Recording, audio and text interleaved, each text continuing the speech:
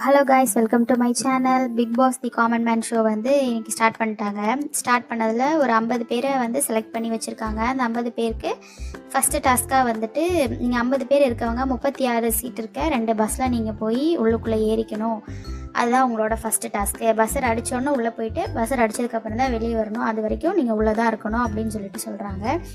Buzzer அடித்த உடனே குடுகுடுன்னு ஓடி போய் எல்லோரும் போய் பஸ்ஸில் போய் ஏறிடுறாங்க.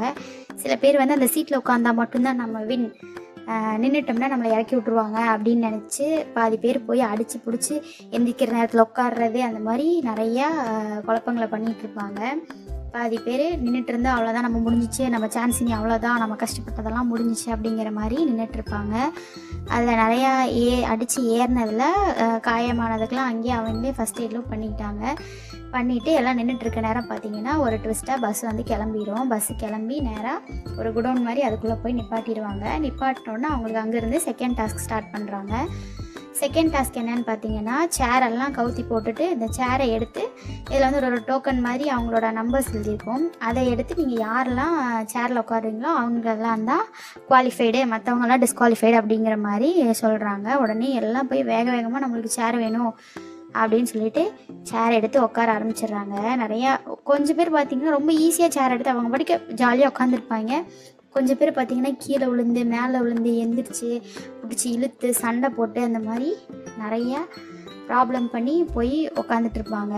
அதில் பார்த்திங்கன்னா ட்வின்ஸ் 2 பேர் இருப்பாங்க. அதில் ஒருத்தர் வந்து நான் எடுத்த சேரை எடுத்துட்டேன்னு சொல்லிட்டு அவங்க ரொம்ப நேரமாக போராடிட்டே இருப்பாங்க. கடைசியில் பார்த்திங்கன்னா அவங்களுக்கு அந்த சேரை வாங்கி கொடுத்துருவாங்க மாயா.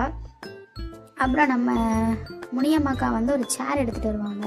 எடுத்துகிட்டு வர நேரத்தில் பார்த்திங்கன்னா அதை இன்னொருத்தவங்களாம் அந்த சேர் வேணுன்ற மாதிரி வாங்கிட்டு வந்து அவங்க கீழே முட்டி போட்ட மாதிரி அந்த சேரில் உட்காந்துருப்பாங்க, தலையை மட்டும் வச்சுருப்பாங்க. அக்கா வந்து உட்காருவாங்க. அப்புறம் நம்ம அவங்க மேலே உட்கார்றது தப்பு அப்படின்னு சொல்லிட்டு அக்கா வந்து எந்திரிச்சிடுறாங்க. எந்திரிச்சு தனியாக வந்து நின்றுவாங்க. சரின்னு சொல்லி ஒரு 5 பேருக்கு மட்டும் சேர் கிடையாமல் இருக்கும். அதில் ஒருத்தவங்க முன்னாடியே சொன்ன மாதிரி அந்த ட்வின்ஸ் அவங்கள்ட்ட வாங்கி கொடுத்துருவாங்க. அந்த பேட்சை வாங்கி நீங்கள் போங்கன்னு சொல்லிடுவாங்க. அதுக்கப்புறம் நம்ம நீங்கள்லாம் இனி அவ்வளோதான், உங்களுக்கு இல்லை, நீங்கள் வீட்டுக்கு கிளம்புங்கன்னு சொல்லும்போது சரி இவ்வளோ தூரம் வந்ததே பெருசு அப்படிங்கிற மாதிரி நினச்சிட்டு அவங்க வந்துட்டு சரி அப்படிங்கிற மாதிரி ஒரு அப்செட்டில் இருக்கும்போது மாயா வந்து டக்குன்னு ஒரு ட்விஸ்ட்டாக இல்லை நீங்கள் எல்லாருமே கேம்குள்ளே போகிறீங்க, அப்படி இல்லைன்னா அவங்கள விட மாட்டேன்னு சொல்லி உள்ளே கொண்டு போயிடுறாங்க. மோர் அப்டேட்ஸ்க்கு என்னோடய சேனலை ஃபாலோ பண்ணிக்கோங்க.